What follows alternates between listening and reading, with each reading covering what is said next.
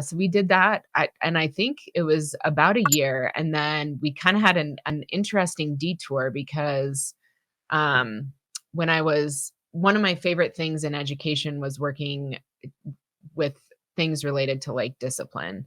And this really cool job opened up in Jeffco. They had created the position where basically you would kind of oversee student discipline for all of the schools in Jeffco, which was like 150 schools, 160. And so in 2017, I applied for it and got the job. Um, and it was weird because I was so sick. Like I remember like in the interview, like holding my head up Yeah, I remember because that when you were constantly like, because my brainstem was like too bent and was causing all sorts of issues. But like we made somehow by the grace of God made it through that year.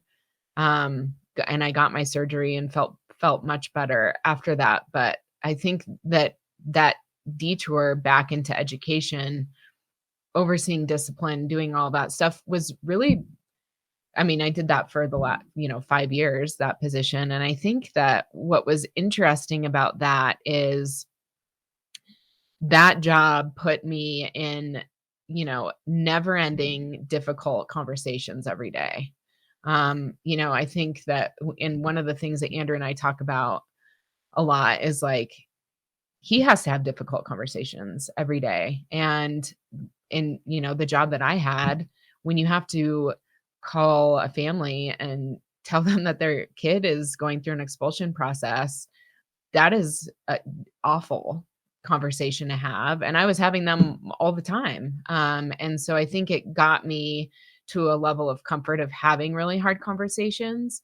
And I also did a ton of training. So like I'm in front of hundreds of people and it doesn't bother me whatsoever. yeah, Um, and so you got ice in your veins. I do. I do. But like that skill set but that's helpful. I think when you think about